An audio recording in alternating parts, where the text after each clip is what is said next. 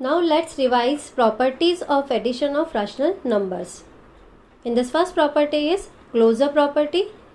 Closure property says the sum of any two rational numbers is always a rational number. Now second property is commutative property. Commutative property is based on order. So the sum of two rational numbers does not change if we change their order. So addition of rational numbers is commutative. Now next property is associative property. Associative property is based on groups. So while adding three rational numbers, the order in which we group the rational numbers to find the sum does not matter. So addition of rational numbers is associative. Now fourth property is additive identity. If we add 0 to any rational number, we get the same number. Thus 0 is called additive identity of rational numbers. Now fifth property is additive inverse. Additive inverse means same rational number with opposite sign. Any rational number added to its additive inverse gives as answer always 0. Now exercise 1.2. In this question 1, question 3, question 4, question 5, you do yourself in book. I will send answers with tomorrow's work by which you can tally your answers. Now in exercise 1.2, question 2 is find the sum of the following. In this A part is minus 5 upon 13 plus 11 upon 26. First we find LCM of 13 and 26, that is 26. Then we use our formula LCM divide by denominator multiply by numerator, and LCM we keep as denominator common. We follow and we get here 26 divide by 13 multiply by minus 5 plus 26 divide by 26 multiply by 11 upon 26. If we solve it, we get minus 10 plus 11 upon 26 and we get our answer 1 upon 26.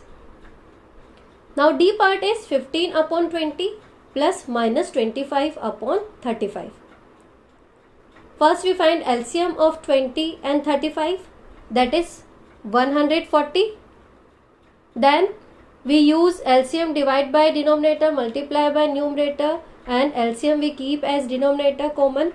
So we get here 140 divide by 20 multiply by 15 plus 140 divide by 35 multiply by minus 25 upon 140.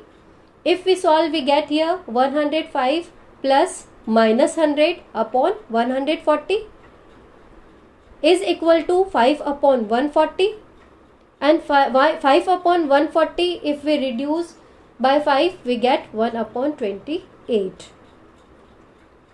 Now G part is minus 1 upon 9 plus 3 upon 5 plus minus 5 upon 7. LCM of 9, 5 and 7 is 315. Then we do LCM divide by denominator multiply by numerator and LCM as common at denominator place.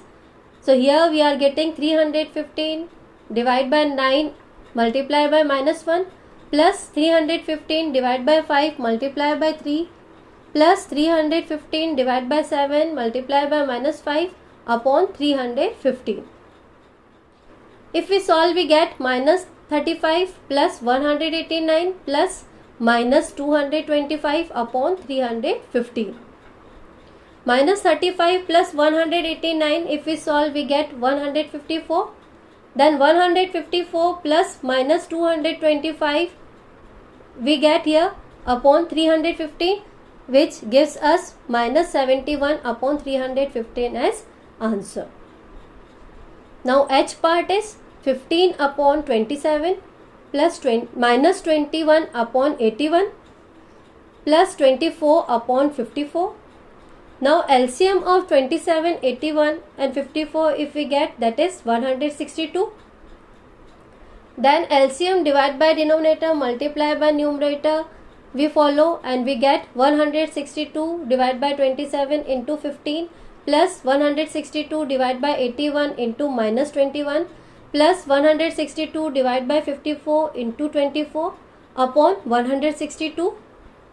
If we solve, we get 90 plus minus 42 plus 72 upon 162.